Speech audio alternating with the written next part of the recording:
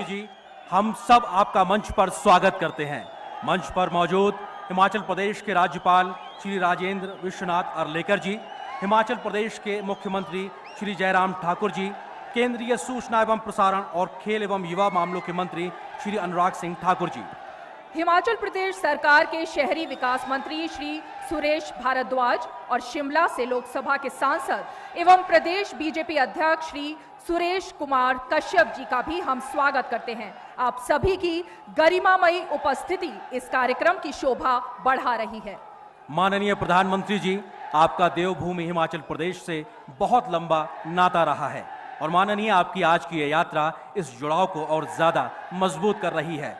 कार्यक्रम की शुरुआत में सबसे पहले हम आमंत्रित करना चाहेंगे हिमाचल प्रदेश के आदरणीय मुख्यमंत्री श्री जयराम ठाकुर जी को कि वो आएं और दुनिया के सबसे लोकप्रिय नेता, देश के यशस्वी प्रधानमंत्री जी का स्वागत करें।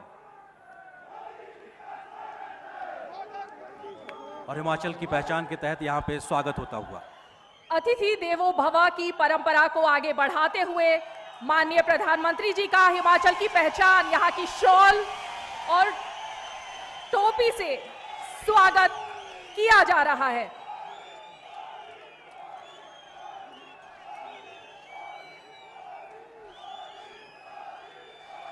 देवभूमि हिमाचल प्रदेश के पुरातात्विक वैभव को प्रदर्शित करता श्री भीमा काली मंदिर का रेखा चित्र भी माननीय प्रधानमंत्री जी को भेंट किया जा रहा है।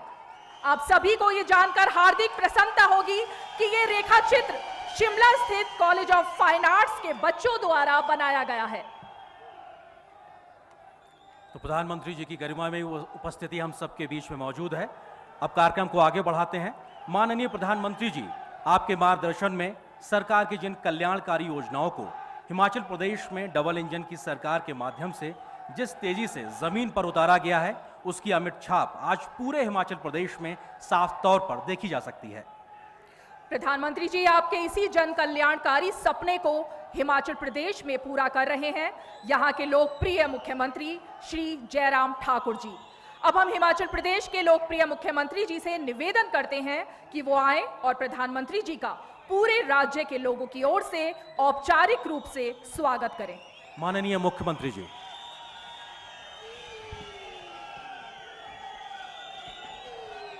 भारत माता की, भारत माता की, भारत माता की।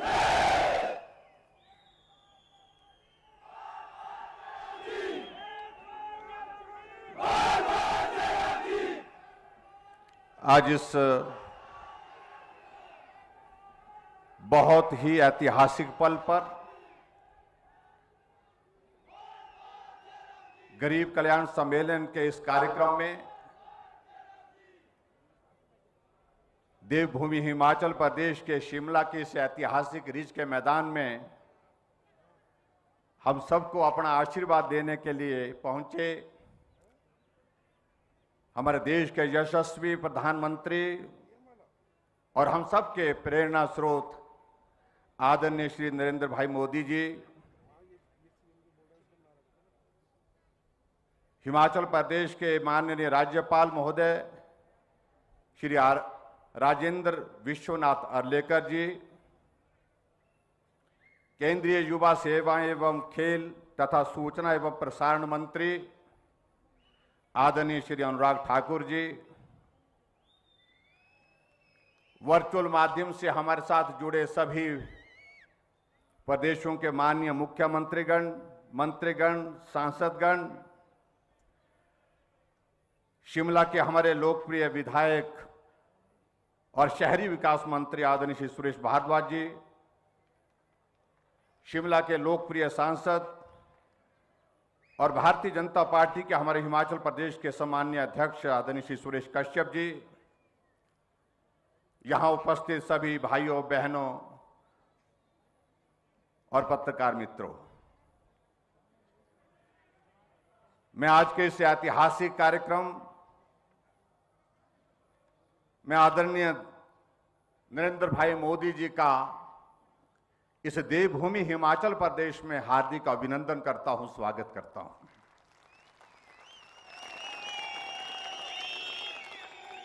यह हमारे लिए सौभाग्य की बात है कि जहां आदरणीय प्रधानमंत्री जी के मजबूत नेतृत्व में देश ने तेज गति से तरक्की की है और आपके मार्गदर्शन में, आपके नेतृत्व में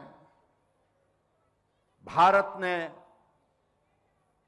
8 वर्ष का हमारी सरकार का कार्यकाल, यशस्वी कार्यकाल जिसको मैं कह सकता हूं, वो पूर्ण किया है,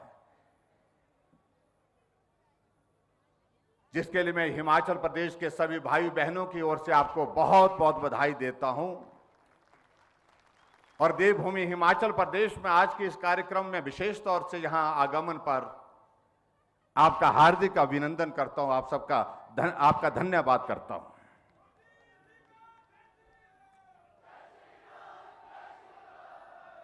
हिमाचल आपके दिल के बहुत करीब है और इस बात को हमने एक बार नहीं अनेक बार आपके आंखों में इसकी झलक देखी है। लेकिन मैं ये भी कहना चाहता हूं, जितना स्नेह आप हिमाचल के लोगों को करते हैं, हिमाचल के इस देवभूमि के लोगों के प्रति रखते हैं, हिमाचल देवभूमि के लोग भी आपको उसी स्नेह की तरह, स्नेह के साथ जो है आपको याद करते हैं, सदैव जो है आपके साथ चट्टान की तरह खड़े हैं।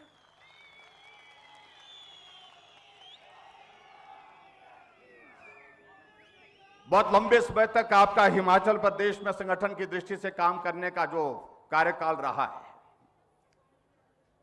एक नहीं अनेक जगह आपका जाना हुआ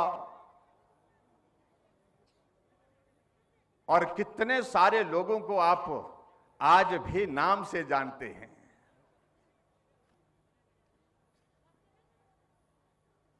सुरेश भारद्वाज जी कह रहे थे माननीय प्रधानमंत्री जी से, जाखू का जिक्र कर रहे थे कि चलो आज जाखू भी जा आते हैं। आदरणीय प्रधानमंत्री जी ने कहा कि जाने का तो बहुत मन है, जहां आप बोलेंगे वहां जाने के लिए हम तैयार हैं। लेकिन इसी पल आपने एक बात और याद की कि क्या वो दीपक अभी भी पैदल जाता है? एक छोटे से कार्यकर्ता, हमारा संगठन का कार्यकर्ता, उनको भी आज नाम से आप स्मरण करके जो है, जैसे आप अन्नाडेल पहुंचे तो आपने स्मरण किया, स्वाभाविक रूप से ये एक रिश्ता बताता है, ये रिश्ता बहुत मजबूत है हिमाचल के साथ। हम अभी आते आते मैं संकोच भी कर रहा था। संकोच इसलिए कर रहा था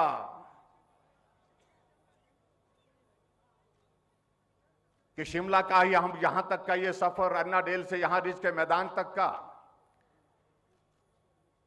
ये शिमला का रिज का मैदान बहुत छोटा मैदान है। यहां हजारों की संख्या में लोग आए हैं, लेकिन वो इस सभा के स्थल में पहुंच नहीं पा रहे हैं, वो वहीं खड़े हैं। एक विनम्र आग्रह हमने किया कि अगर आप 5 मिनट के लिए थोड़ा सा चल करके उनके साथ आप मिल करके चल सकते हैं, उनसे बात करते हुए चल सकते हैं, तो बहुत अच्छा लगेगा। आपने तुरंत जो है वो हमारा आग्रह स्वीकार किया, मैं आपका आभारी हूं। आप माल रोड पे पैदल हो करके यहां तक पहुंचे, शिमला वॉच कंपनी के पास तक पहुंचे। और स्वाभाविक रूप से मेरा यह मानना है कि बहुत पुरानी यादें आपको ताजा हुई होंगी जब आप माल रोड पे रिज के मैदान पे चलते थे, कॉफी हाउस में जाते थे, कॉफी हाउस में बैठ के कॉफी पीते थे, कुछ मीडिया के साथियों के साथ मिलते थे, कुछ वकीलों के साथ मिलते थे, कुछ व्यापारियों के साथ मिलते थे। स्वाभाविक रूप से वो बहुत ऐसी यादें हैं, शायद मुझे लगता है कि आप कभी भूल नहीं पाएंगे। और जिस तरह से पिछली बार जब आपका आना हुआ, जिस दिन शपथ ग्रहण समारोह था, उस दिन आपका जब आना हुआ, उस दिन भी आप यहां से तो चले गए, लेकिन कॉफी हाउस में आप रुक गए और रुक करके वहां पर जो है कॉफी आपने पी। तो स्वाभाविक रूप से ये हमारे लिए, हिमाचल प्रदेश के लिए एक गर्व की बात है कि आप इतना करीबी के साथ, इतनी भावनात्मक रिश्ते के साथ हिमाचल के साथ जुड़े हैं। आदरणीय प्रधानमंत्री जी, डबल इंजन की सरकार, आपके नेतृत्व में केंद्र सरकार और भारतीय जनता पार्टी की हिमाचल प्रदेश की सरकार ने इन 4.5 वर्ष के कार्यकाल में बेहतरीन काम करने की कोशिश की। कोविड का बड़ा संकट था, लेकिन उस संकट के बावजूद भी जिस मजबूती के साथ आपने पूरे राष्ट्र का मार्गदर्शन किया, हौसला बढ़ाया, हिम्मत बढ़ाई, संकट बड़ा था लेकिन उसके बावजूद आपने कहा कि हिम्मत के साथ आगे बढ़िए, एक दिन आएगा ये संकट समाप्त होकर के रहेगा। और आज हम इस बात को कह सकते हैं कि आज वो कोविड का संकट से हम पार निकलते हुए भारत यशस्वी होकर के भारत के अंदर नहीं, भारत के बाहर दुनिया के सभी देशों के लिए एक उदाहरण बना हुआ है। आपके आशीर्वाद से जहां हिमाचल प्रदेश को 10,000 करोड़ रुपए की केंद्र की योजनाएं स्वीकृत की, उसके लिए मैं आपका हृदय से आभारी हूं।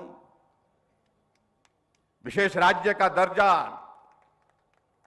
जिन योजनाओं में कहीं जगह हम 50% होते थे, 50% स्टेट, 50% केंद्र होता था, कहीं 60-40 था, लेकिन आप जब नेतृत्व करते हुए भारत के यशस्वी प्रधानमंत्री के उस दायित्व पर पहुंचे, आपने बदल करके इस सारी व्यवस्था को हिमाचल प्रदेश को विशेष दर्जा दिया, विशेष राज्य का दर्जा दिया और 90-10 के तहत आपने हिमाचल प्रदेश के लिए जो मदद की उसके लिए हम आपके हृदय से आभारी हैं। विशेष पैकेज के तहत आपने हिमाचल प्रदेश को 4 बार 200 करोड़, 200 करोड़, 200 करोड़ और 800 करोड़ रुपए हिमाचल प्रदेश के लिए आपने विशेष सहायता जो दी है, उसके लिए मैं हिमाचल प्रदेश देवभूमि की जनता की ओर से आपका हृदय से आभार व्यक्त करता हूं। आपके आशीर्वाद से हमको एम्स मिला, आपके आशीर्वाद से हमको 3 मेडिकल कॉलेज मिले, चाहे वो चंबा की बात है, चाहे हमीरपुर की बात है, चाहे सिरमौर की बात है। स्वास्थ्य के क्षेत्र में हम आगे बढ़ने में हम उस पर सफल हो रहे हैं, उसके लिए भी मैं आपका हृदय से आपका आभार व्यक्त करता हूं। आपके यशस्वी नेतृत्व में रोहतांग टनल, अटल टनल रोहतांग, जिसका काम कछुआ की चाल से चला था, जैसे आपने प्रधानमंत्री का दायित्व संभाला, आपने उसको गति दी और उसका उद्घाटन करके आपने राष्ट्र को समर्पित किया, उसके लिए भी मैं आपका हृदय से आभार व्यक्त करता हूं। हिमाचल छोटा प्रदेश, लेकिन यहां पर प्राइवेट सेक्टर का इन्वेस्टमेंट हो, इस बात को लेकर के आपने हमारा मार्गदर्शन किया और आज मुझे इस बात को बताते हुए प्रसन्नता है कि हमने जो ग्लोबल इन्वेस्टर मीट धर्मशाला में की, जिसमें आपका मार्गदर्शन मिला, आपका स्नेह मिला, आपका आशीर्वाद मिला और उसमें आगे बढ़ करके हम लगभग 50,000 करोड़ रुपए के जो ग्राउंड ब्रेकिंग के साथ जो है हिमाचल प्रदेश में प्राइवेट सेक्टर का इन्वेस्टमेंट लेने में हम सफल हुए, उसके लिए भी मैं आपका हृदय से आभार व्यक्त करता हूं। आप 4 साल के कार्यकाल पूरा होने पर मंडी आए, 27 दिसंबर 2021 को 11,500 करोड़ रुपए के उद्घाटन और शिलान्यास आपने किए और हिमाचल प्रदेश को विकास की राह पर आगे बढ़ने के लिए एक रास्ता दिया, उसके लिए भी मैं आपका आभार व्यक्त करता हूं। आपके आशीर्वाद से मेडिकल डिवाइस हमको हिमाचल प्रदेश को प्राप्त हुआ 5,000 करोड़ रुपए की लागत से, जिसमें लगभग 10,000 नौजवानों को रोजगार मिलेगा, उसके लिए भी मैं आपका हृदय से आभार व्यक्त करता हूं। आदरणीय प्रधानमंत्री जी, बातें बहुत हैं, हम बहुत सारी बातें कर सकते हैं, लेकिन समय की कमी हमारे सामने है। मैं आपका देवभूमि हिमाचल प्रदेश की जनता की ओर से एक बार फिर से अभिनंदन करता हूं, स्वागत करता हूं। एक बहुत सुंदर बात मुझे जो आपके इसमें लगी, अभी 5 प्रदेशों का चुनाव हुआ और कई जगह इस बात को लेकर के कहा जाता था कि रिवाज बना है, 5 साल के बाद बदलाव होता है, परिवर्तन होता है, ये होगा, लेकिन आपने रिवाज बदल दिया और 5 राज्यों में से जहां 4 राज्यों में भारतीय जनता पार्टी की सरकार थी, हम चारों राज्यों में फिर सत्ता में आए। और ये रिवाज बदलने की बात मैं इसलिए भी कह रहा हूं क्योंकि हिमाचल में भी कुछ लोग ऐसे ही कहते हैं और आपके आशीर्वाद से जो रिवाज बदला है, अब की बार हिमाचल प्रदेश में भी इस रिवाज को बदलेंगे। आपके आशीर्वाद से हम आगे बढ़ेंगे, आपके आशीर्वाद से मार्गदर्शन में यहां सरकार चल रही है और फिर से सरकार बनाएंगे। इतनी ही बात कहते हुए एक बार फिर से आप शिमला पहुंचे, शिमला के इस ऐतिहासिक कार्यक्रम में जहां आप राष्ट्र को भी आज पूरे सभी मुख्यमंत्री को संबोधित करने वाले हैं, आपका हृदय से बहुत बहुत अभिनंदन, बहुत बहुत धन्यवाद। नमस्कार, जय हिंद, जय हिमाचल। माननीय मुख्यमंत्री श्री जयराम ठाकुर जी, आपका बहुत बहुत धन्यवाद और आभार। माननीय प्रधानमंत्री जी, एक वक्त था कि शहरी और ग्रामीण भारत के अंतर को लेकर देश दुनिया में चर्चा हुआ करती थी, लेकिन बीते कुछ वर्षों में प्रधानमंत्री जी आपके नेतृत्व में जिस तरह से सामाजिक आर्थिक योजनाओं ने पूरे भारत में विकास की अविरल धारा बहाई है, उसी का असर है कि आज हमारे गांव शहरी सुविधाओं से सुसज्जित हो रहे हैं। तो हर गरीब और वंचित व्यक्ति को उसके हिस्से का पूरा हक वक्त पर पारदर्शी तरीके से मिल रहा है। और अब हम इसी परिवर्तन को रेखांकित करती कुछ प्रमुख योजनाओं पर आधारित एक वीडियो फिल्म को दिखाएंगे, जो दर्शाती है कि कैसे लोगों की जिंदगी में एक बड़ा बदलाव आ रहा है।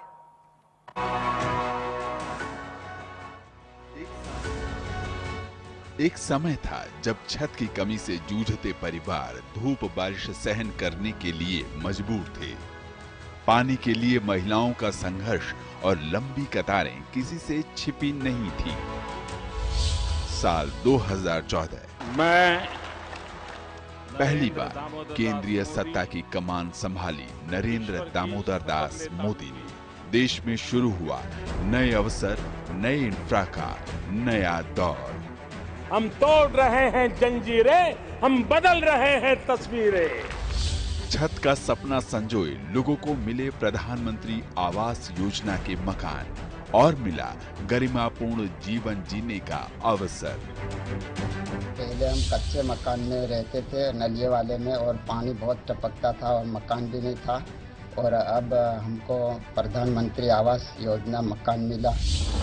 बदलाव का दौर उन गांवों तक भी पहुंचा जो आजादी के बाद 70 साल तक भी अंधेरे में डूबे थे। ऐसे ही 18,000 गांवों की दशा बदली और गांव रोशन हो उठे। वंचितों, शोषितों के सामाजिक आर्थिक स्थिति को बदलने में उज्ज्वला योजना ने भी अहम भूमिका निभाई और निशुल्क गैस कनेक्शनों ने करोड़ों महिलाओं और परिवारों की जिंदगी बदल दी। सामाजिक स्थिति में एक बड़ा बदलाव लेकर स्वच्छ भारत भी आया। प्रधानमंत्री मोदी के संकल्प को जनता का साथ मिला और देश 100% ODF बना। पहले आगे से शौचालय नहीं था, तब बेटी पुतो बाहर जाते। आप है कि शौचालय बन गया है, तो अपना बेटी पुतो बाहर नहीं जाता है। साल 2020 जब देश के सामने कोविड-19 महामारी की चुनौती आई, तब सरकार मददगार बन सामने आई। राशन की चिंता में परेशान लोगों को राहत दी और शुरू हुई प्रधानमंत्री गरीब कल्याण अन्न योजना।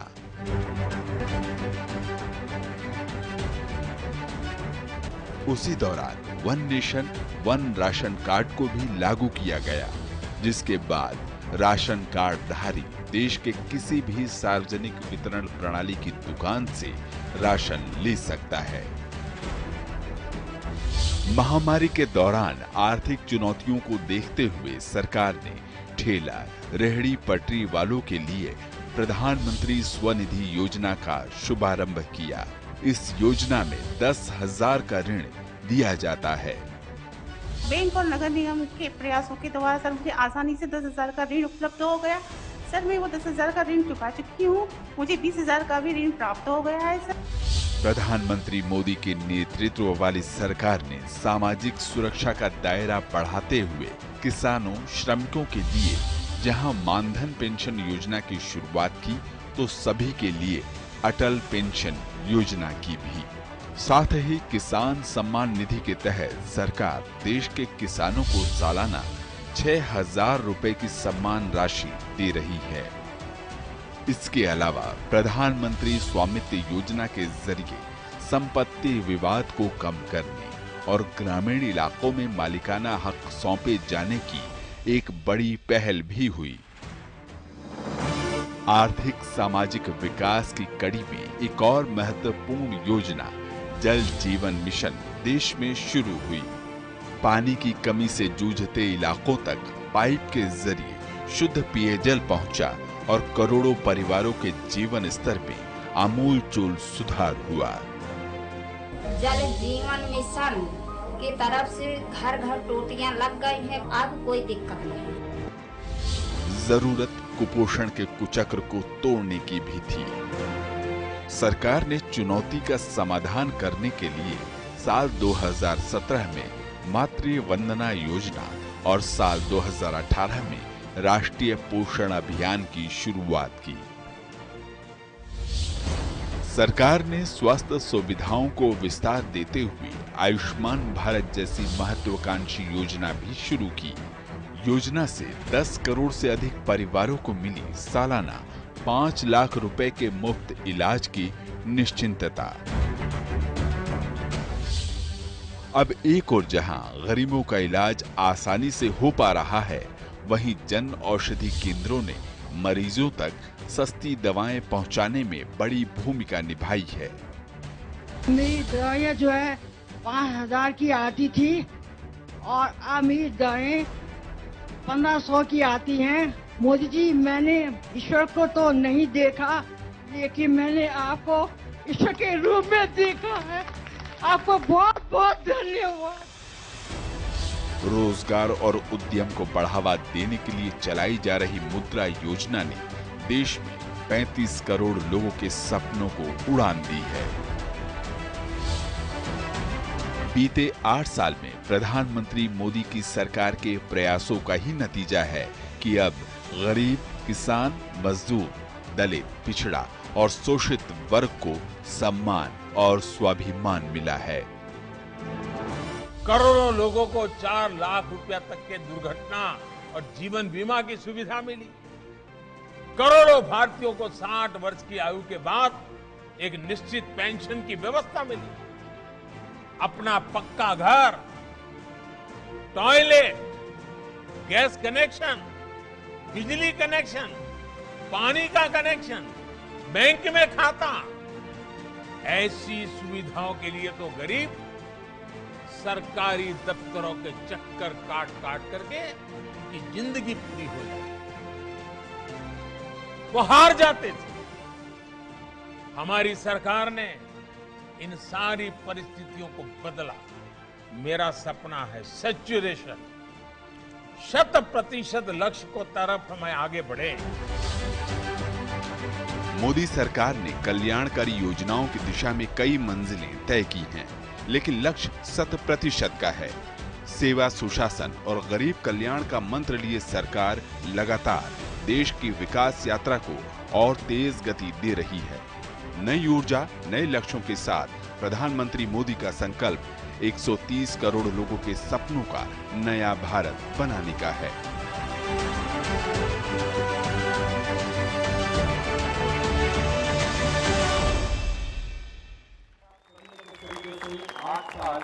सुशासन, गरीब कल्याण के और प्रधानमंत्री श्री नरेंद्र मोदी लगातार बीते 8 वर्षों से देश की सेवा में तल्लीन है। एक नए भारत का निर्माण हो रहा है, हम सबके भारत संवर रहा है और इसके प्रेरणा हैं माननीय प्रधानमंत्री श्री नरेंद्र मोदी जी।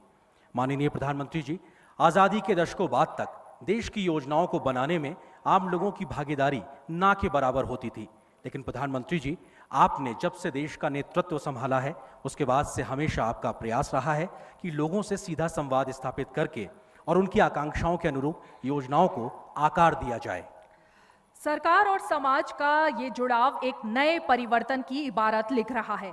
इसी क्रम को आगे बढ़ाते हुए आज फिर से माननीय प्रधानमंत्री जी अब अनेकों सामाजिक आर्थिक योजनाओं के लाभार्थियों से सीधा संवाद स्थापित करेंगे। और इस क्रम को आगे बढ़ाते हुए हम सीधे रुक करते हैं और चलते हैं केंद्र शासित प्रदेश लद्दाख, जहां के लेह जिले से हमारे साथ जुड़ रहे हैं ताशी टुंडुप जी, जिनको प्रधानमंत्री आवास योजना, उज्ज्वला योजना, पीएम गरीब कल्याण योजना, एक राष्ट्र एक राशन कार्ड योजना, आयुष्मान भारत योजना एवं खाद्य सुरक्षा योजना का लाभ मिला है। माननीय प्रधानमंत्री जी अब ताशी टुंडुप जी से सीधा संवाद करेंगे। माननीय प्रधानमंत्री जी। ताशी टुंडुप जी, क्या आप प्रधानमंत्री जी को सुन पा रहे हैं? जी हाँ, नमस्ते सर। आप अपना अनुभव प्रधानमंत्री जी से साझा करें। नमस्ते जी। नमस्ते नरेंद्र मोदी साहब, नमस्ते। ताशी जी, कैसे हैं आप? मैं ठीक हूँ साहब, मेहरबानी साहब, आपका शुक्रिया। लद्दाख में मौसम कैसा है? अभी तकरीबन आज थोड़ा दुगला जैसा है सर, मौसम में से तकरीबन ठीक है जी। अभी टूरिस्ट आना शुरू हुआ कि नहीं हुआ? बहुत से टूरिस्ट बहुत टूरिस्ट आ रहे हैं।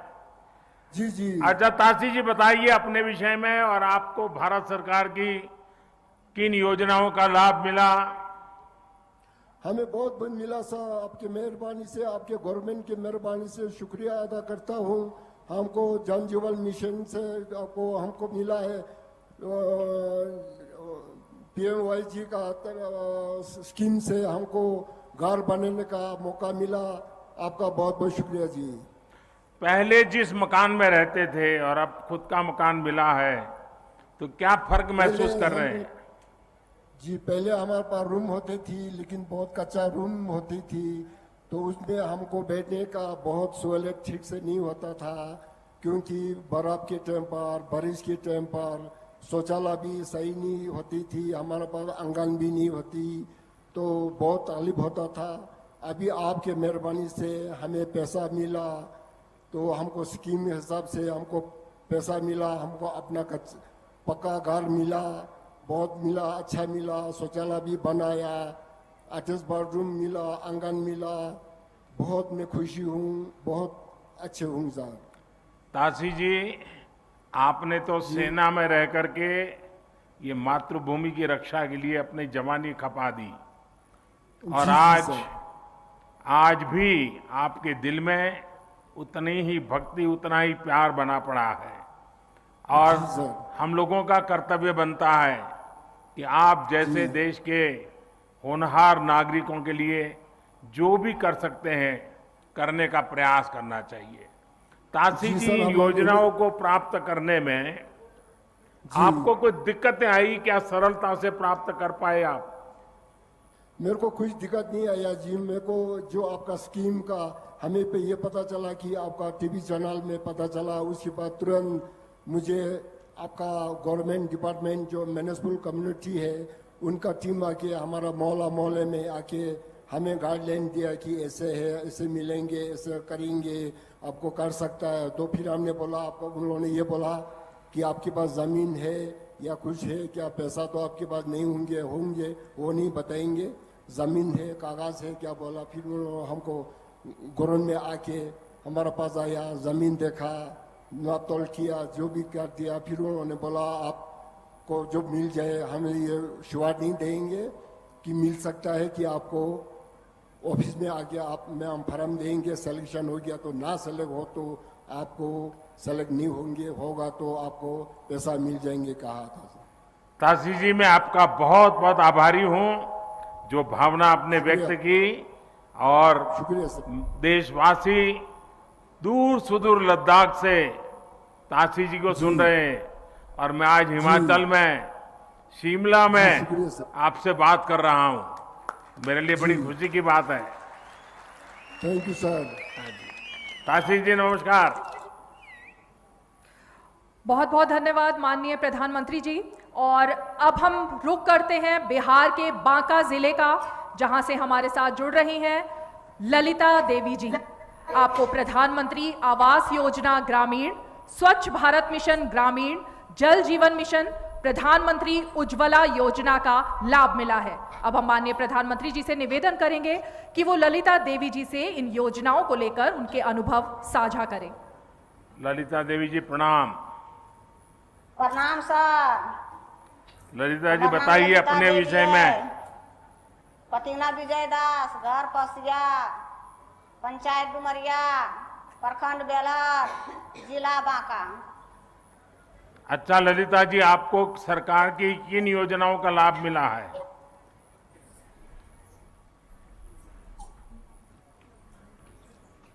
भारत सरकार की जो योजनाएं थी उसमें से कौन सी योजना थी जिसका आपको लाभ मिला है? घर मिला सर। घर जैसे पहले माटी घर चले सर, नारा घर, जैसे माटी घर नारा घर चले, बहुत चुबे चले पानी सर, बच्चा बुतरू बहुत दिक्कत होवे चले सर। आ जब पक्का मकान होले कोई चीज के दिक्कत नहीं होवे छे सर, बच्चा बुतरू बहुत बढ़िया से रहे छे।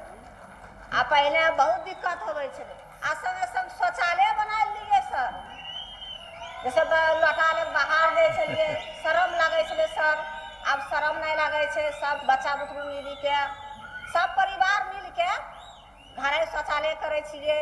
आ सब गांव टोला वाला लगा के सबके शौचालय हो गल छै सब। ललिता देवी जी बच्चों को पढ़ाती हो? हाँ सर। क्या पढ़ते हैं बच्चे? बड़ी लड़की बीए में, आ एक और बड़ा बेटा है वो इंटर के, आ एगो छोटी लड़की वो नम्मा में, एक तो छोटा बेटा 7वां में। अच्छा, अभी ये जो प्रधानमंत्री आवास योजना मिल गया तो बच्चों को पढ़ाई की भी सुविधा हो गई होगी, आराम से पढ़ पाते होंगे। हाँ सर। घर में काम में मदद करते हैं पढ़ने के लिए गए तो? हाँ सर करते हैं। सरकारी, हाँ सरकारी स्कूल में पढ़ाई जाए छै सर। अखन बहुत बढ़िया लागे छै, सुविधा होवे छै। देखिए अब तो आपको घर मिल गया है तो अच्छे घर में बच्चों की शादी भी हो पाएगी। हाँ सर, गैस मिल गए, गैस चूल्हा मिल गए सर। पहले लकड़ी बैठा खाना बनावे छलिए तो धुइयां लागे छल आँखि में। आय अब बहुत बढ़िया सुविधा हो गए तो बच्चा बुतरू खाना उना जल्दी से बना के सरकारी हॉस्पिटल, सरकारी स्कूल भेज दे छै। अच्छा, गांव में अभी भी कुछ लोग होंगे जिनका मकान अभी बनना बाकी होगा, क्योंकि हमने तय किया है कि जिनको अभी मकान नहीं मिला है उनको हम बना रहे हैं। हो सकता है किसी को 2 महीने देर से, किसी को 4 महीना देर से, लेकिन सबको मिलेगा। जब आपका घर बन गया है, आप जिन लोगों को, गरीब परिवारों को जानती होगी जिनका घर नहीं बना होगा, तो वो क्या बोलते हैं आपको, आप उनको क्या समझाती हो? हाँ सर। उनको विश्वास देती हो कि घर मिल जाएगा? बढ़िया समझाइए सर। हाँ, चलिए ललिता देवी जी प्रणाम आपको, मुझे अच्छा लगा आपने इतना संतोष व्यक्त किया जी। और बिहार के बाद अब हम रुख करते हैं माननीय त्रिपुरा का। पश्चिम त्रिपुरा जिले के पंकज साहनी जी के पास चलते हैं। पंकज जी को एक राष्ट्र एक राशन कार्ड योजना, प्रधानमंत्री गरीब कल्याण अन्न योजना जैसी अनेकों योजनाओं का लाभ मिला है। हम माननीय प्रधानमंत्री जी से पुनः निवेदन करेंगे कि वो त्रिपुरा के पंकज जी से उनके अनुभवों को साझा करें। माननीय प्रधानमंत्री जी। पंकज जी नमस्ते। नमस्कार सर। पंकज जी बताइए आप त्रिपुरा में क्या करते हैं और आपको किस योजना से क्या लाभ मिला है? सर घर मिला है, शौचालय मिला है, नल का पानी मिला है, बिजली बिल मिला है। इतनी सारी योजनाएं मिल गई आपको? जी सर। आप मूल कहां से हो? जी सर। आप कहां के रहने वाले हो? बिहार के सर, समस्तीपुर जिला के हैं। बिहार से हो? जी सर। तो कितने साल से त्रिपुरा में रह रहे हो? 10 साल से सर। 10 साल हो गया। तो आपका राशन कार्ड वगैरह तो बिहार का होगा? सर बिहार का मतलब है, लेकिन इधर में जब काम करते थे इधर डीलर मिला तो अभी one nation one ration card मिला है, लगाते हैं तो वो आपको मिल गया क्या? जी sir. One nation one ration card जो है, जो अन्य राज्यों में लोग जाते हैं तो उनको तकलीफ न हो इसलिए सरकार ने बनाया है। वो वन राशन कार्ड वाला आपका बन गया है क्या? जी सर बन गया है। तो उसके कारण राशन अब आपको त्रिपुरा में भी ठीक से मिल जाता है? सर मिल जाता है। अच्छा, और क्या सुविधाएं मिली हैं आपको पंकज जी? सर हमको कोई चीज को दिक्कत नहीं हुआ। लॉकडाउन में भी हमको, मेरा बीवी और बच्चे सब खुशी में है सर। अच्छा, बिजली भी मिल गई? दिक्कत नहीं हुआ। तो बिजली मिल गई तो मोबाइल फोन चार्ज करते होंगे आप तो? जी सर। पहले मोबाइल फोन चार्ज करने के लिए कहाँ जाते थे? पहले सर लाइट नहीं था तो कहाँ जाएंगे। हाँ, हमारा देश ऐसे ही तरक्की कर रहा है। चलिए पंकज जी, मुझे बहुत अच्छा लगा। और त्रिपुरा से आप बात कर रहे हैं, माता त्रिपुरा सुंदरी को हम प्रणाम कर रहे हैं यहाँ से। बहुत बहुत धन्यवाद माननीय प्रधानमंत्री जी। और त्रिपुरा के बाद अब हमारे साथ जुड़ रही हैं कर्नाटक के कलबुर्गी जिले से संतोषी जी। आपको आयुष्मान भारत हेल्थ एवं वेलनेस सेंटर योजना से काफी लाभ मिला है। क्या है इनके अनुभव, इसको जानने के लिए हम माननीय प्रधानमंत्री जी से अनुरोध करेंगे कि वो उनके अनुभवों को साझा करें। संतोषी जी नमस्ते। नमस्कार। संतोष जी, आपको किस बात से संतोष हो गया?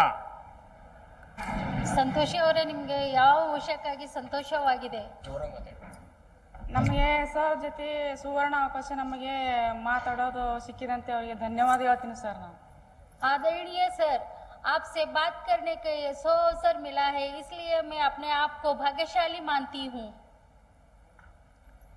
संतोष जी, आपको क्या लाभ मिला है भारत सरकार की योजना का?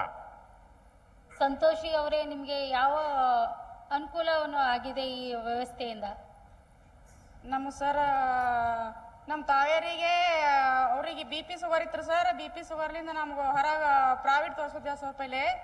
ಈಗ ನಾವು ಆರೋಗ್ಯ ಕೇಂದ್ರ ಬಂದ್ಮೇಲೆ ನಮ್ಮ ಮನೆ ಮೇಡಮ್ ಅವ್ರು ಬಂದು ಡೋರ್ ಕಿಸಾತ್ ನೀವು ಆರೋಗ್ಯ ಕೇಂದ್ರದಿಂದ ನೀವು ಆಸ್ಪತ್ರೆಯಲ್ಲಿ ನೀವು ಬಂದು ಫ್ರೀ ಟ್ರೀಟ್ಮೆಂಟ್ ಇದೆ, ಫ್ರೀ ಎಲ್ಲ ನಿಮಗೆ ಬಂದ್ ಕೇಸಿ ನೀವು ತೋರಿಸ್ಕೊರಂತ ಕೇಸ್ ನಮ್ಗೆ ಹೇಳ್ದೆ ಸರ್।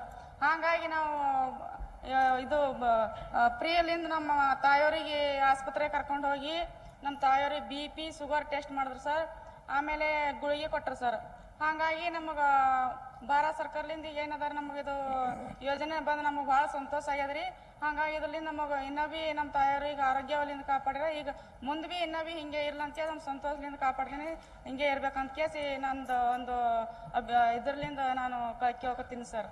आदरणीय सर जी, पहले हमारे गांव में ये सुविधा नहीं थी, उस टाइम बहुत प्रॉब्लम होता था। हमारे घर में हमारी माता जी को आराम नहीं रहता था, उस टाइम गोली और उपयोग नहीं होता था।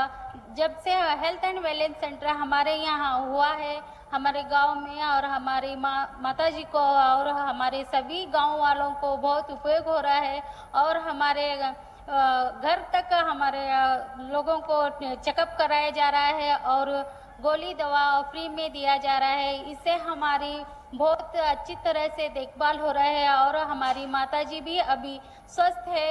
तो ये सब आपकी कृपा से हुआ है, इसलिए हम तहे दिल से आपको शुक्रिया करते हैं।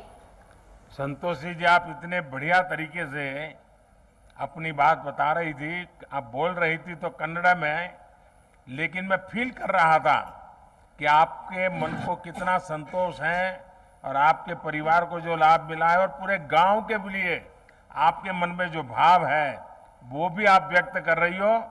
लेकिन एक बात कहूं मैं संतोषी जी, अगर मैं कर्नाटका में होता और वहां मैं भाजपा का अगर कार्यकर्ता के नाते काम करता तो मैं आपको चुनाव लड़वा देता। आप इतने बढ़िया तरीके से सारा विस्तार से बता दिया। बात बताने का आपका जो तरीका है, आप गांव की सबसे बड़ी लीडर बन सकती हो। धन्यवाद सर। धन्यवाद सर।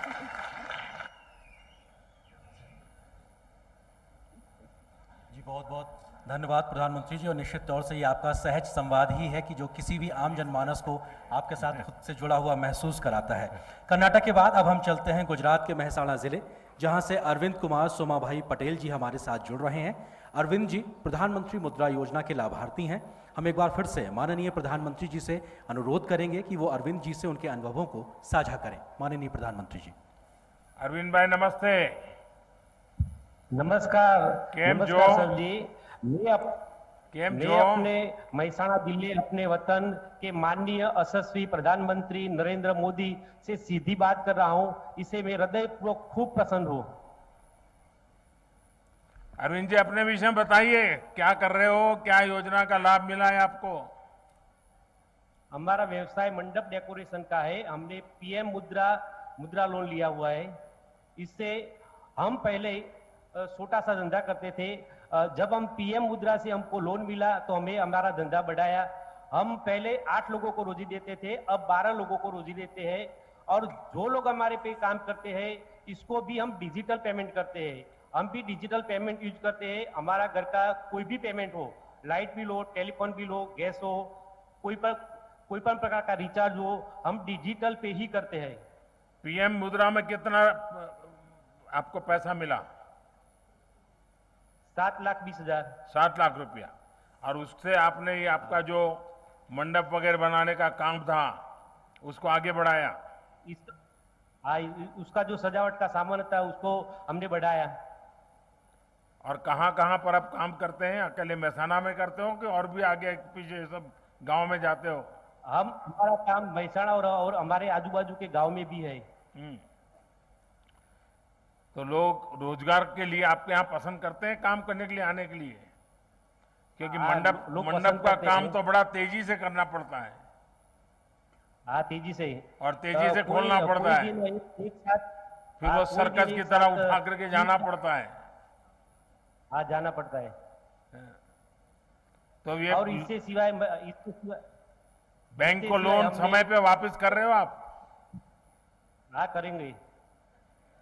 करेंगे कि करते हैं? वापस तो करेंगे। अच्छा, जो लोग आपके साथ काम करते हैं उनको भी सरकार की जो योजनाएं हैं उस विषय में कभी आपने बताया? गरीब परिवार के लोग होंगे जो आपके यहाँ मजदूरी करते हैं, इतना आपका कारोबार बढ़ा है। कोरोना काल में जो रसीकरण था सबको हमने रसी दिलवाई। कोरोना काल में मेरा कार्ड है लेकिन हमको अनाज की जरूरत नहीं थी, हमने अनाज नहीं लिया, लेकिन जिसको जरूरत थी उसको अनाज मुहैया कराया। और हमारी आय 4 लाख से अधिक है। हमने आयुष्मान कार्ड नहीं लिया, लेकिन हमारे आसपास के जो लोग को आयुष्मान कार्ड की जरूरत है उस सबका आयुष्मान कार्ड भी हमने निकाला है। मतलब आपने अपने साथ जो काम करने वाले हैं उनकी भी बहुत देखभाल की। मुझे बहुत अच्छा लगा।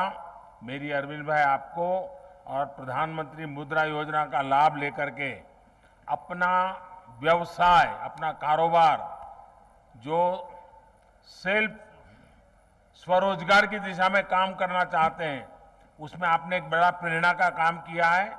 और आप रोजगार खोजने वाले नहीं, रोजगार देने वाले बन गए। मैं आपको बहुत बहुत बधाई देता हूं। बहुत बहुत धन्यवाद। मैं एक बात और करना चाहता हूं। क्या बताना चाहते हो? मेरी बच्ची खेल महाकुंभ में डीएलएस द्वारा खेल रही है। वो भी नेशनल गेम प्लेयर भी है। क्या नाम है? राजवी। अच्छा, क्या खेलती है? एथलेटिक्स। एथलेटिक्स में? वाह, चलिए हमारे आशीर्वाद दे दीजिए उसको। महसाना जिले ने इस बार ओलंपिक में भाविना ने नाम कमा दिया। महसाना जिले की बेटी ने भाविना ओलंपिक से मेडल लेके आ गई। Thank you. हाँ, बहुत बहुत धन्यवाद माननीय प्रधानमंत्री जी। और अब हमारे साथ जुड़ रही हैं देवभूमि हिमाचल प्रदेश के सिरमौर जिले की समा देवी जी। समा देवी जी इस वक्त शिमला के इसी रिज मैदान में हमारे साथ मौजूद हैं। इनको प्रधानमंत्री किसान सम्मान निधि योजना, प्रधानमंत्री आवास योजना ग्रामीण, आयुष्मान योजना, मुख्यमंत्री गृहिणी सुविधा योजना का लाभ मिला है। समा देवी जी नमस्ते। नमस्कार सर। आप कहाँ रहती हो समा देवी जी? सर मैं सिरमौर से हूँ। सिरमौर रहती हो? हाँ जी सर। अच्छा, चलिए हम भी कभी सिरमौर आया करते थे। हाँ जी सर। हाँ।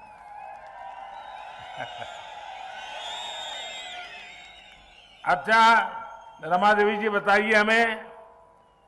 समा देवी जी। हाँ जी सर। हमें बताइए आपने भारत सरकार की वो कौन सी योजनाएं हैं जिसका आपने लाभ लिया है, आपको फायदा मिला है? सर मुझे पहले तो प्रधानमंत्री आवास योजना के तहत मकान का मिला है, जिसमें कि मेरे पास बहुत ही कच्चा मकान था। मुझे ये सुविधा सरकार की ओर से भी मिली है। कुछ हमने दिहाड़ी मजदूरी करके कुछ पैसा हमने इकट्ठा भी किया था सर, जिससे कि हमें ये सुविधा मिली और कुछ पैसा वो लगा दिया, फिर हमने उस पैसे से अपना कच्चा मकान पक्का बना दिया है सर। सरकार की तरफ से कितना पैसा मिला समा जी? सर जी मुझे सरकार की तरफ से 1.5 लाख की राशि मिली थी।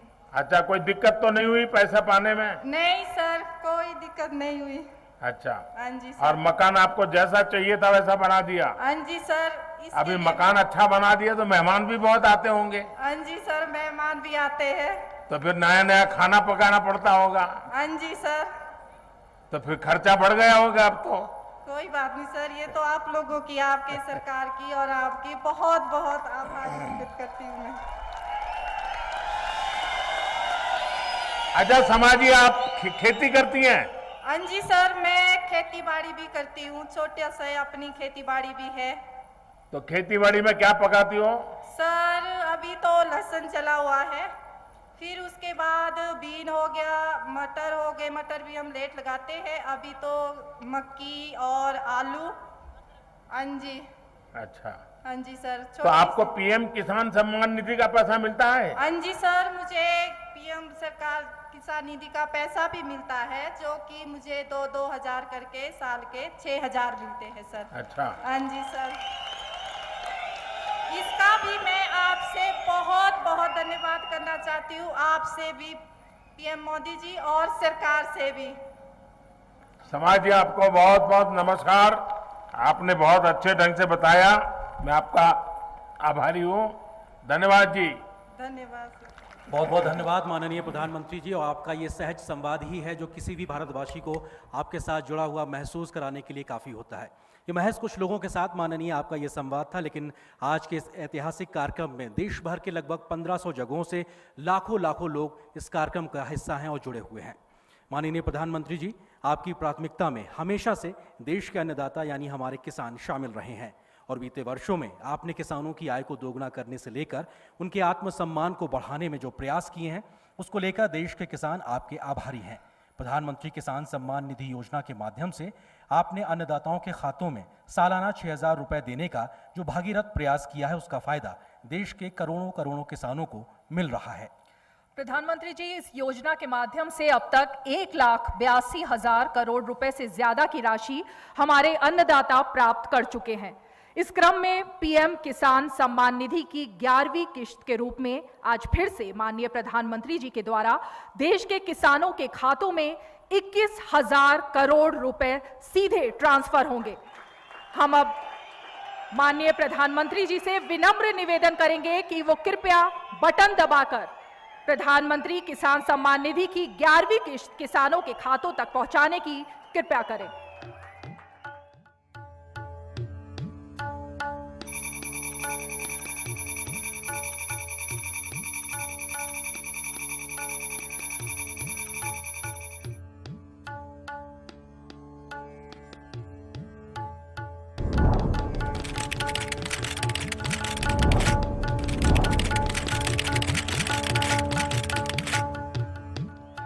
निश्चित तौर से हमने देखा कि कैसे पारदर्शी व्यवस्था से डिजिटल भारत, डिजिटल इंडिया के माध्यम से देश के अन्नदाताओं के खातों में सीधे 21,000 करोड़ रुपए प्रधानमंत्री जी के हाथों से ट्रांसफर हुए हैं और लाभ पाने वाले किसानों की जो संख्या है वो 10 करोड़ है। और अपने आप में अगर आज तक की बात की जाए, अगर इस किश्त को 11वीं किश्त को मिला दिया जाए तो 2 लाख करोड़ से ज्यादा की रकम अब तक किसानों के खातों में पहुंच चुकी है। बहुत बहुत धन्यवाद प्रधानमंत्री जी। और भारत के मान सम्मान को देश दुनिया में बढ़ाने का काम करने वाले, देश की 130 करोड़ जनता की आकांक्षाओं को पूरा करने वाले ऐसे प्रधानमंत्री, जिन्हें प्रधानमंत्री के रूप में पाकर भारत का हर एक नागरिक गर्व महसूस करता है।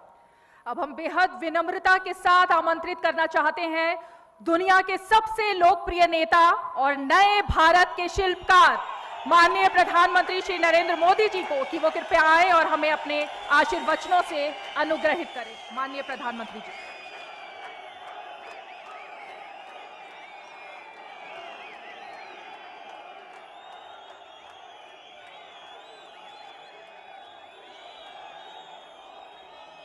भारत माता की,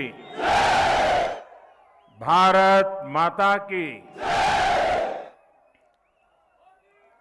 हिमाचल प्रदेश के गवर्नर श्रीमान राजेंद्र जी, यहां के लोकप्रिय और कर्मठ मुख्यमंत्री मेरे मित्र श्रीमान जयराम ठाकुर जी, प्रदेश के अध्यक्ष हमारे पुराने साथी श्रीमान सुरेश जी,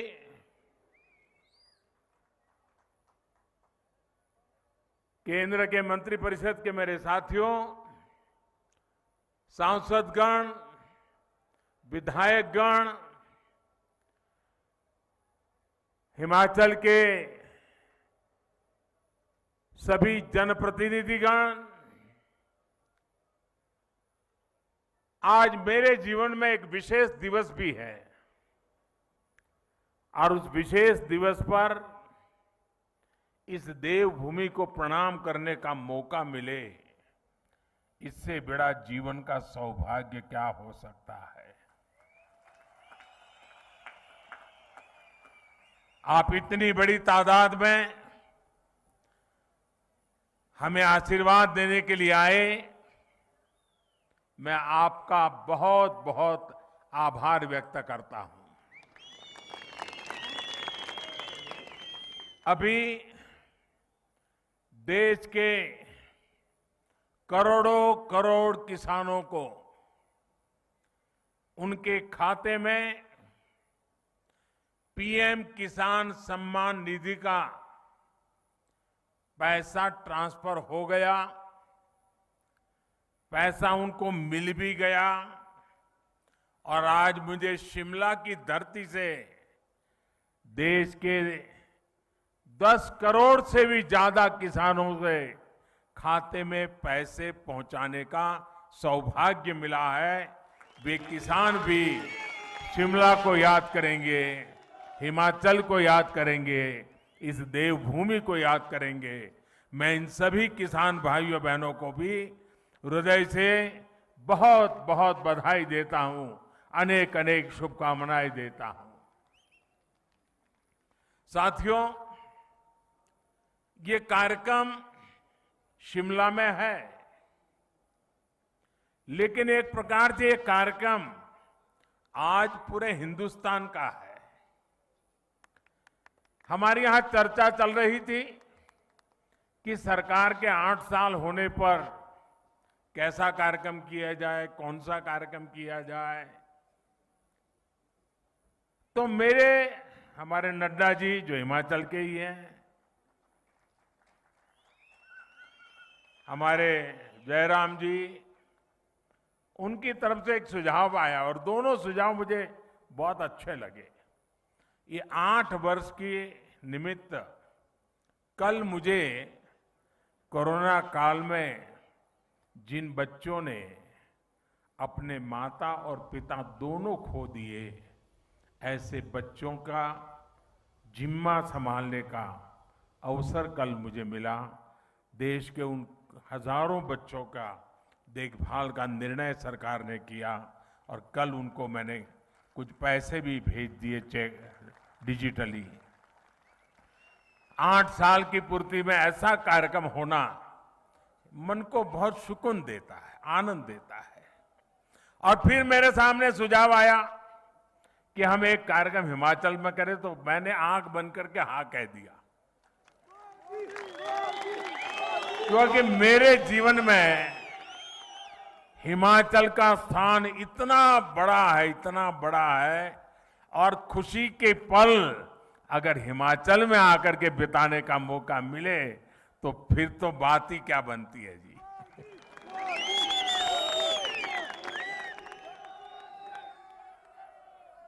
आज इसलिए मैंने कहा कि 8 साल के निमित्त देश का ये महत्वपूर्ण कार्यक्रम आज शिमला की धरती पे हो रहा है, जो कभी मेरी कर्म भूमि रही, मेरे लिए जो देवभूमि है, मेरे लिए जो पुण्य भूमि है, वहां पर मुझे आज देशवासियों को इस देवभूमि से बात करने का मौका मिले, ये अपने आप में मेरे लिए खुशी अनेक गुना बढ़ा देने वाला काम है।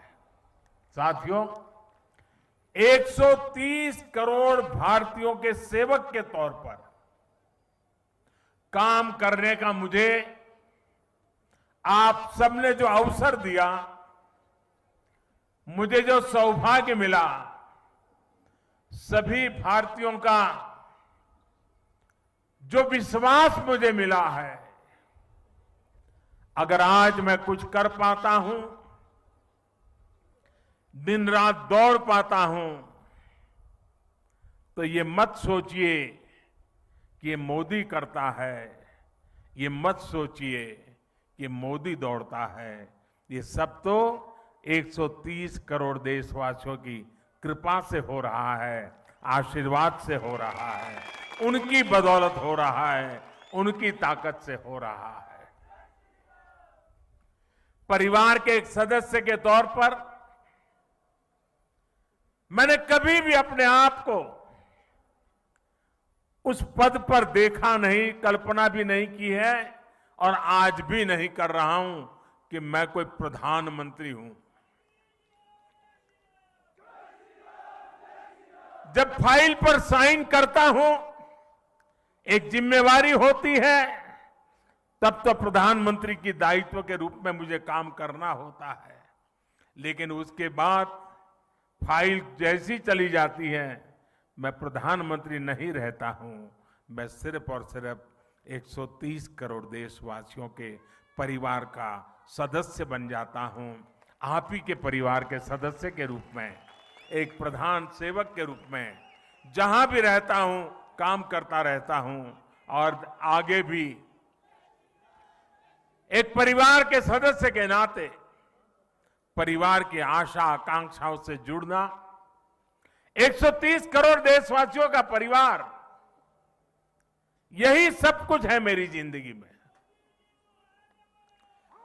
आप ही हैं सब कुछ मेरी जिंदगी में और ये जिंदगी भी आप ही के लिए है। और जब हमारी सरकार अपने 8 वर्ष पूरे कर रही है, तो आज मैं फिर से इस देवभूमि से मेरा संकल्प भी दोहराऊंगा,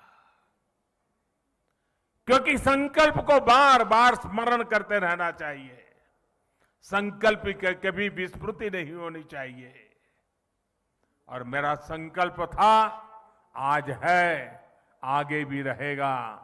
जिस संकल्प के लिए जीऊंगा, जिस संकल्प के लिए जूझता रहूंगा, जिस संकल्प के लिए आप सबके साथ चलता रहूंगा। और इसलिए मेरा ये संकल्प है, भारतवासी के सम्मान के लिए, हर भारतवासी की सुरक्षा, उस हर भारतवासी की समृद्धि कैसे बढ़े, भारतवासी की सुख शांति की जिंदगी कैसे मिले, उसी एक भाव से गरीब, दलित हो, पीड़ित हो, शोषित हो, वंचित हो, दूर सुदूर जंगलों में रहने वाले लोग हो, पहाड़ी की चोटियों पर रहने वाले, छूट-फूट रहने वाले एक आध दो परिवार हो, हर किसी का कल्याण करने के लिए जितना ज्यादा काम कर सकता हूं उसको करता रहूं। इसी भाव को लेकर के मैं आज फिर से एक बार इस देवभूमि से अपने आप को संकल्पित करता हूं। साथियों, हम सभी मिलकर भारत को उस ऊंचाई तक पहुंचाएंगे जहां पहुंचने का सपना आजादी के लिए मर मिट जाने वाले लोगों ने देखा था।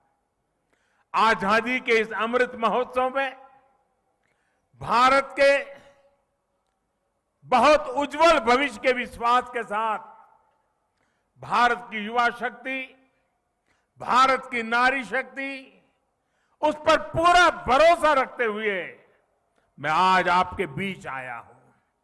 साथियों, जीवन में जब हम बड़े लक्ष्यों की तरफ आगे बढ़ते हैं तो कई बार यह देखना भी जरूरी होता है कि हम चले कहां से थे, शुरुआत कहां से थी की, और जब उसको याद करते हैं तभी तो हिसाब किताब का पता चलता है कि कहां से निकले और कहां पहुंचे, हमारी गति कैसी रही, हमारी प्रगति कैसी रही, हमारी उपलब्धियां कैसी रही।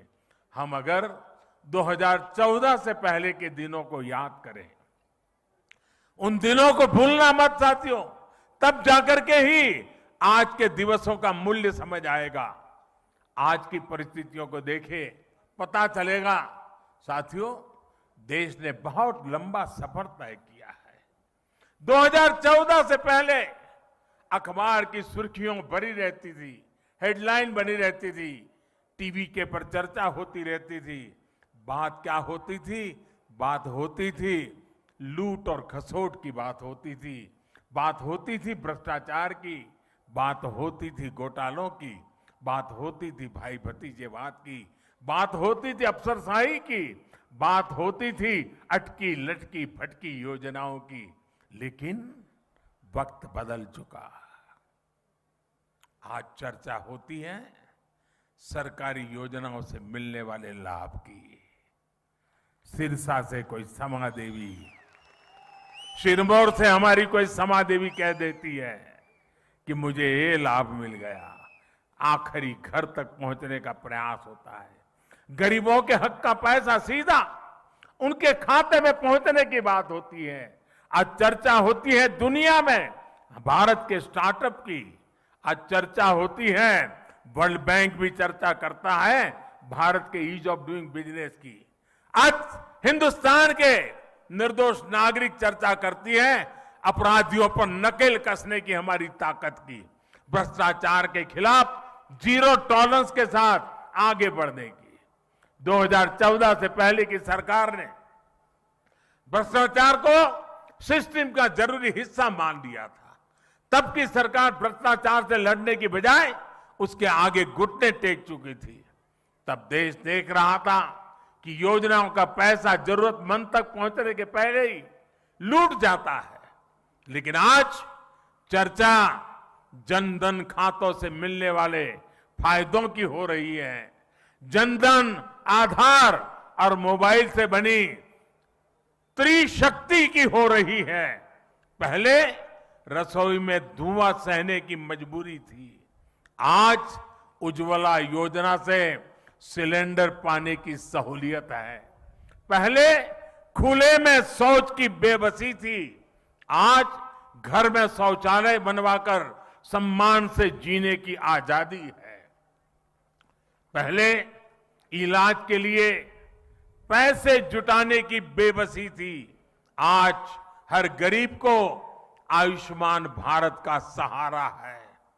पहले ट्रिपल तलाक का डर था, अब अपने अधिकारों की लड़ाई लड़ने का हौसला है।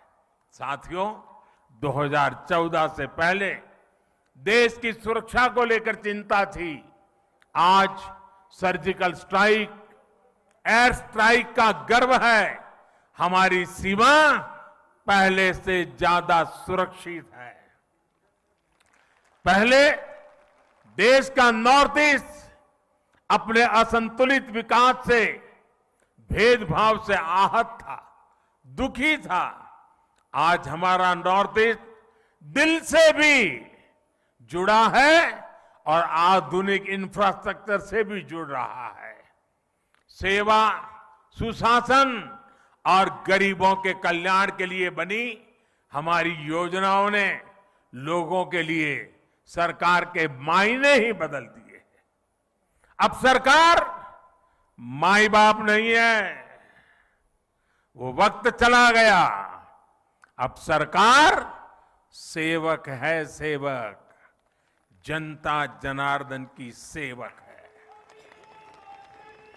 अब सरकार जीवन में दखल देने के लिए नहीं, बल्कि जीवन को आसान बनाने के लिए काम कर रही है। बीते वर्षों में हम विकास की राजनीति को देश की मुख्य धारा में लाए हैं। विकास की इसी आकांक्षा में लोग स्थिर सरकार चुन रहे हैं, डबल इंजन की सरकार चुन रहे हैं। साथियों, हम लोग अक्सर सुनते हैं कि सरकारें आती हैं, जाती हैं, लेकिन सिस्टम वही रहता है। हमारी सरकार ने इस सिस्टम को ही गरीबों के लिए ज्यादा संवेदनशील बनाया, उसमें निरंतर सुधार किए। पीएम आवास योजना हो, स्कॉलरशिप देना हो या फिर पेंशन योजनाएं, टेक्नोलॉजी की मदद से हमने भ्रष्टाचार का स्कोप कम से कम कर दिया। जिन समस्याओं को पहले परमानेंट मान लिया गया था, हम उसके परमानेंट सॉल्यूशन देने का प्रयास कर रहे हैं। जब सेवा, सुशासन और गरीब कल्याण का लक्ष्य हो तो कैसे काम होता है, इसका एक उदाहरण है डायरेक्ट बेनिफिट ट्रांसफर स्कीम। अभी मैं जो कह रहा था, डीबीटी के माध्यम से, डायरेक्ट बेनिफिट स्कीम के माध्यम से 10 करोड़ से अधिक किसान परिवारों के बैंक खाते में सीधे 21,000 करोड़ रुपए ट्रांसफर हो गए। ये हमारे छोटे किसानों की सेवा के लिए है, उनके सम्मान की निधि है। बीते 8 साल में ऐसे ही डीबीटी के जरिए हमने 22 लाख करोड़ रुपए से ज्यादा सीधे देशवासियों के अकाउंट में ट्रांसफर किए हैं। और ऐसा नहीं हुआ कि 100 पैसा भेजा तो पहले 85 पैसा लापता हो जाता था। जितने पैसे भेजे वो पूरे के पूरे सही पते पर, सही लाभार्थी के बैंक खातों में भेजे गए हैं। साथियों, आज इस योजना की वजह से 2.25 लाख करोड़ रुपए की लीकेज रुकी है। पहले यही 2.25 लाख करोड़ रुपए बिचौलियों के हाथों में चले जाते थे, दलालों के हाथों में चले जाते थे।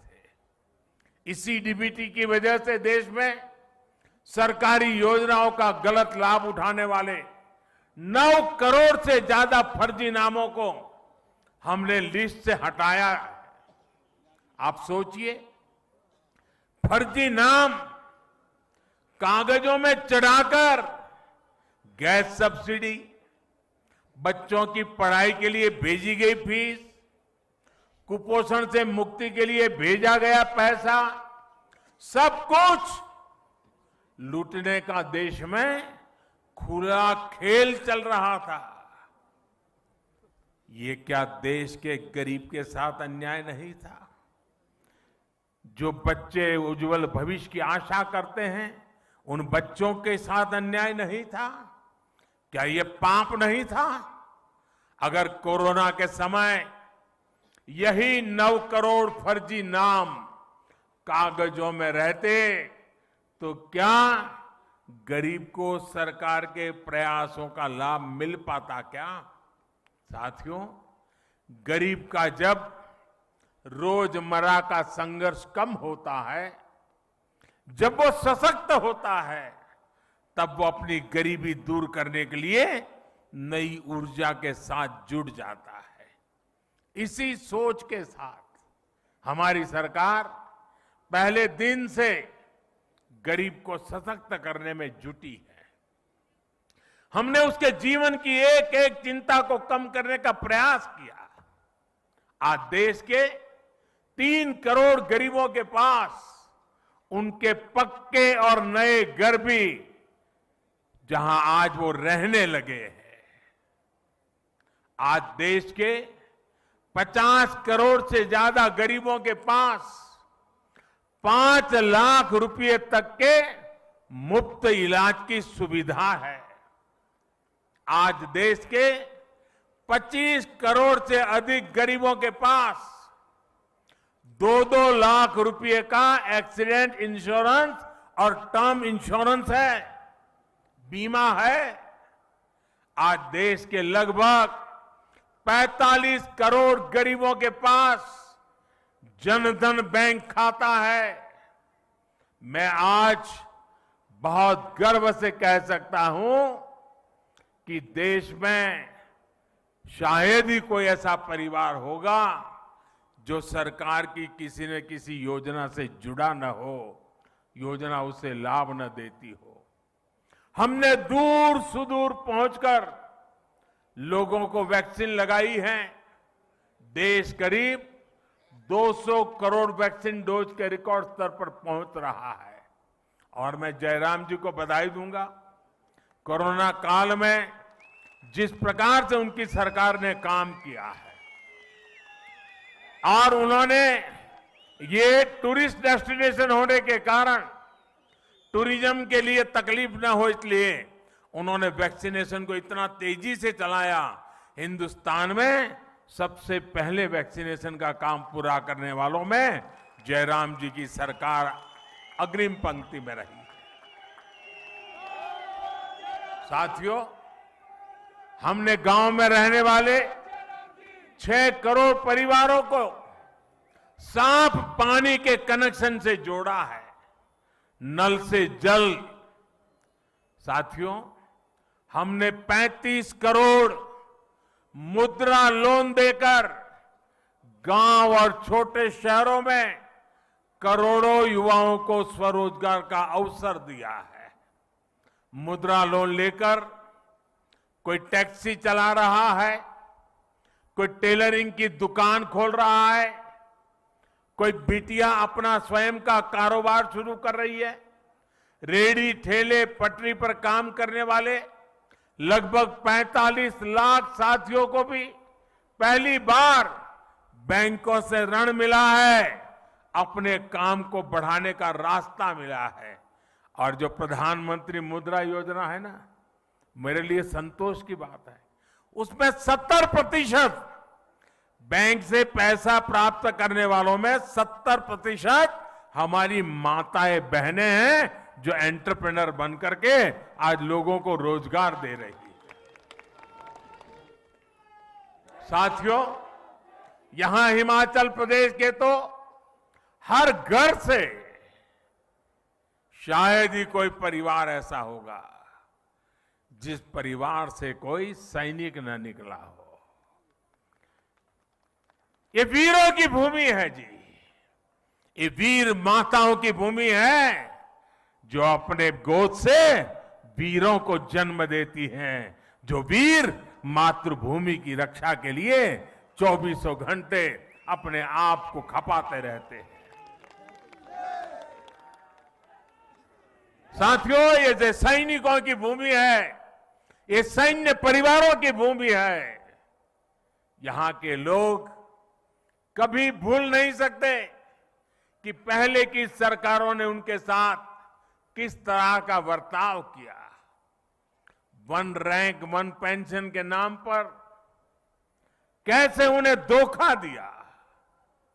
अभी हम लद्दाख के एक पूर्व सैनिक से बात कर रहे थे, जीवन सेना में बिताया था। उसको पक्का घर हमारे आने के बाद मिल रहा है। साथियों, उनको निवृत्त हो गए भी 30-40 साल हो गए। साथियों, सैन्य परिवार हमारी संवेदनशीलता को भली भांति समझता है।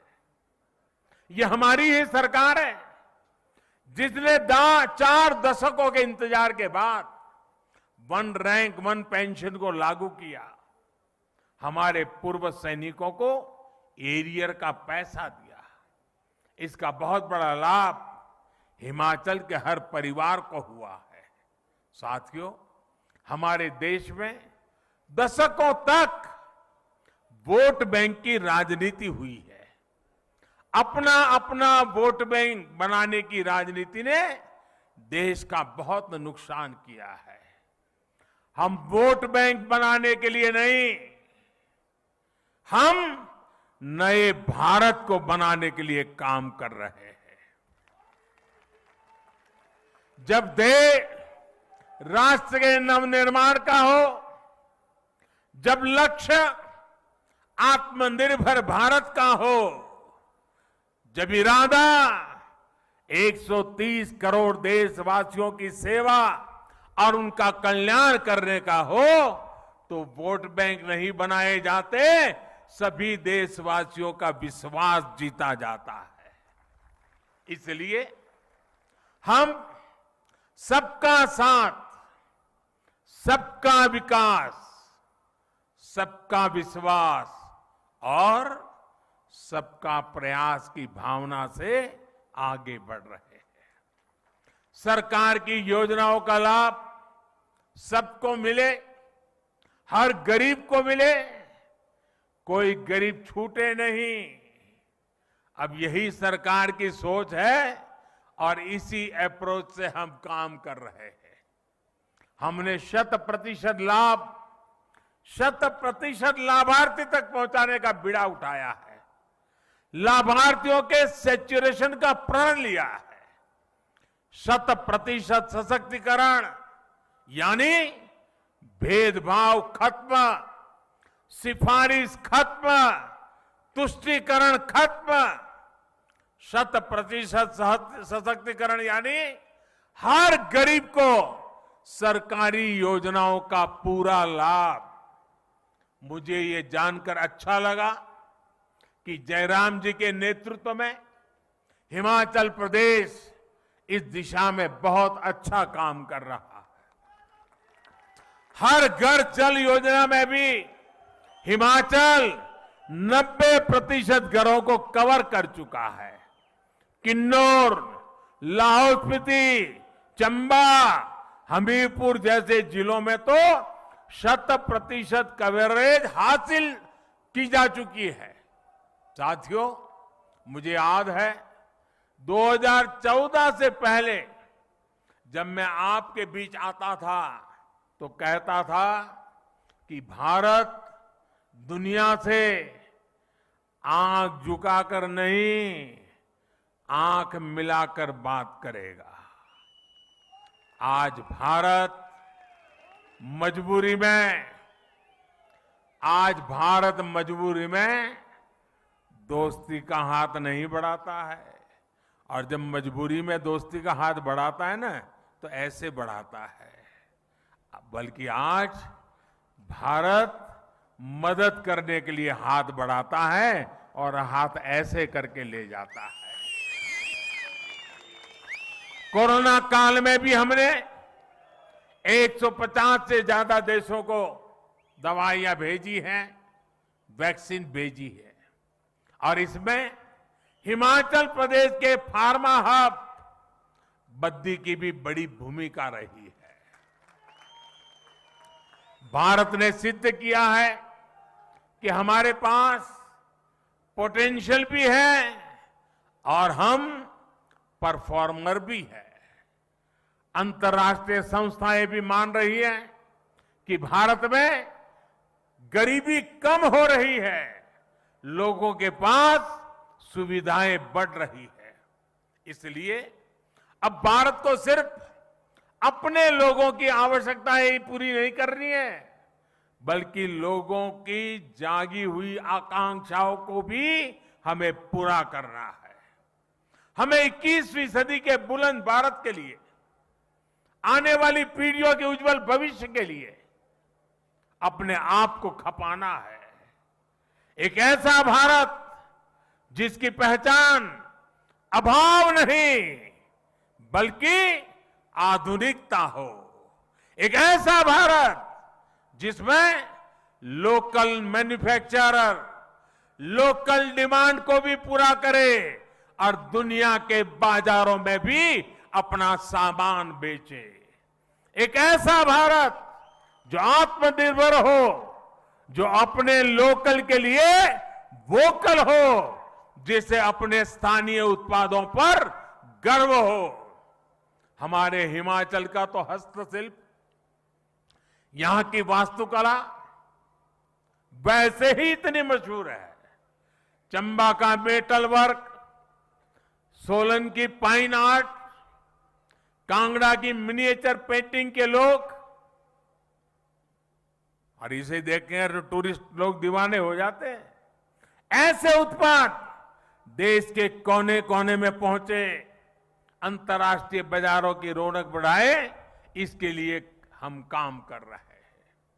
वैसे भाइयों और बहनों, हिमाचल के स्थानीय उत्पादों की चमक तो अब काशी में बाबा विश्वनाथ के मंदिर तक पहुंच गई है।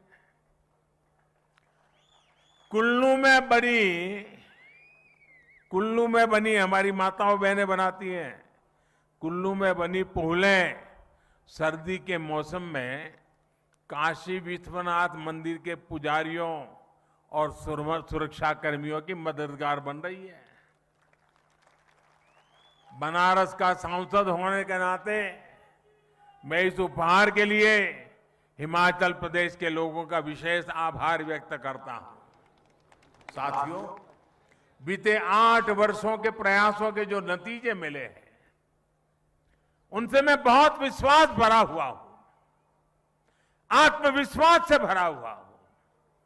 हम भारतवासियों के सामर्थ्य के आगे कोई भी लक्ष्य असंभव नहीं है।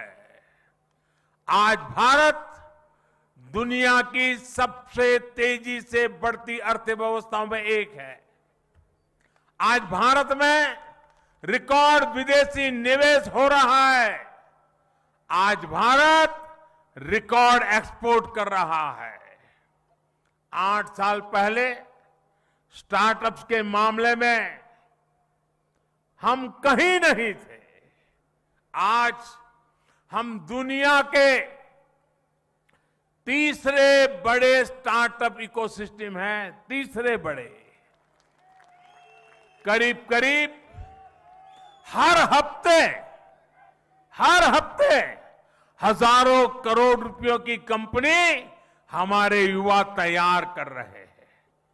आने वाले 25 साल के विराट संकल्पों की सिद्धि के लिए देश नई अर्थव्यवस्था के नए इंफ्रास्ट्रक्चर का निर्माण भी तेजी से कर रहा है। हम एक दूसरे को सपोर्ट करने वाली मल्टी मॉडल कनेक्टिविटी पर फोकस कर रहे हैं। इस बजट में हमने जो पर्वतमाला योजना की घोषणा की है, वो हिमाचल जैसे पहाड़ी प्रदेश में कनेक्टिविटी को और मजबूत करेगी।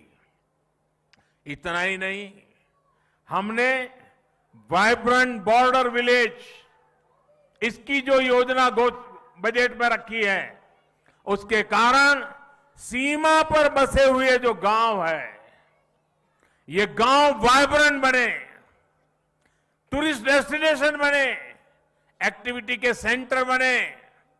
सीमा पर सटे हुए गांव, उनके विकास के लिए भारत सरकार ने एक विशेष योजना बनाई है। ये वाइब्रेंट बॉर्डर विलेज की योजना का लाभ मेरे हिमाचल के सीमावर्ती गांवों को स्वाभाविक रूप से मिलने वाला है। साथियों, आज जब हम दुनिया का सर्वश्रेष्ठ डिजिटल इंफ्रास्ट्रक्चर बनाने पर फोकस कर रहे हैं, हम देश भर में स्वास्थ्य सेवाओं के आधुनिकीकरण पर काम कर रहे हैं।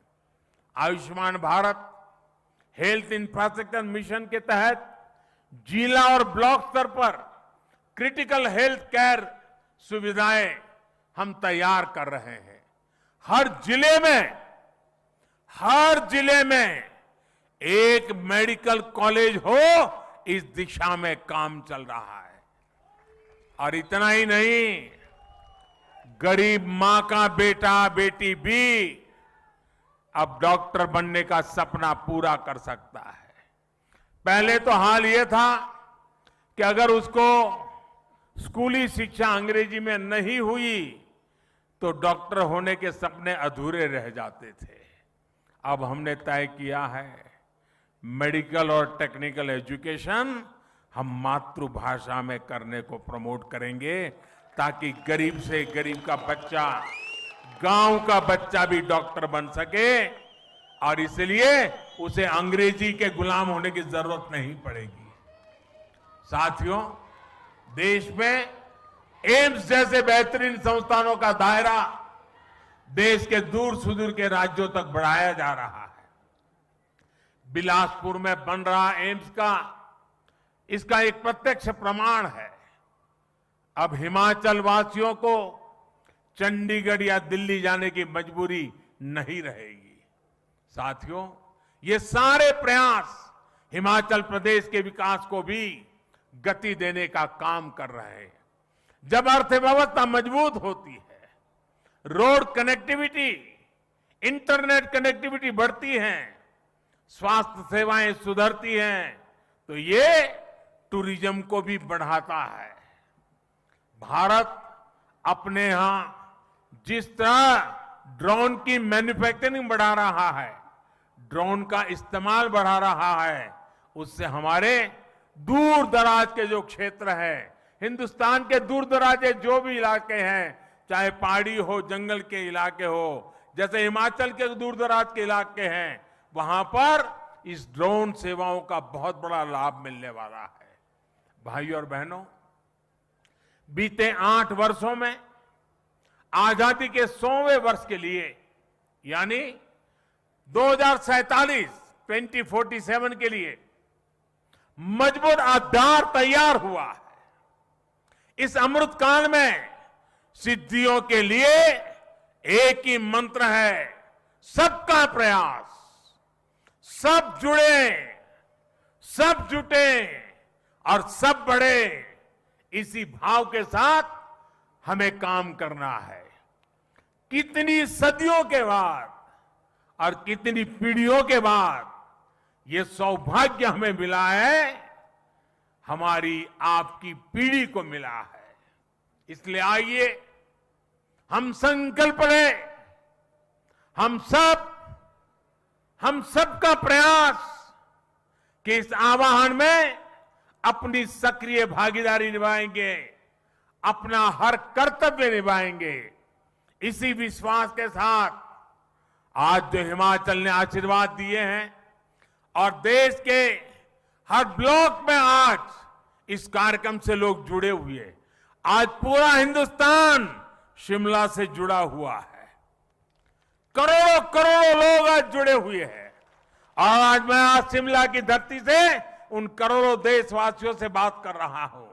मैं उन करोड़ों करोड़ों देशवासियों को अनेक अनेक शुभकामनाएं देता हूं और आपके आशीर्वाद बने रहे, हम और ज्यादा काम करते रहें, दिन रात काम करते रहें, जी जान से जुटे रहें। इसी एक भावना को आगे लेते हुए आप सबके आशीर्वाद के साथ मैं फिर एक बार आप सबका हृदय से धन्यवाद करता हूं। मेरे साथ बोलिए, भारत माता की, भारत माता की, भारत माता की। बहुत बहुत धन्यवाद।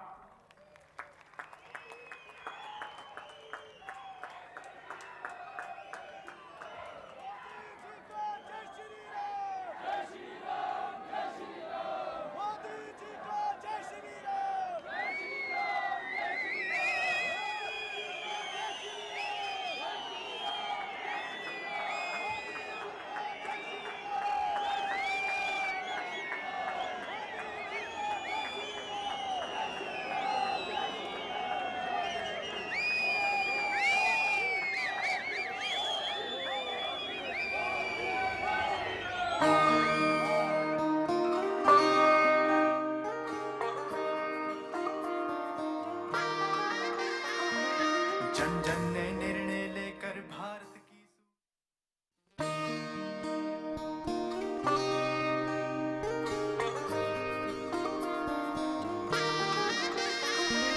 जन जन ने निर्णय लेकर भारत की सूरत बदली है। कदम कदम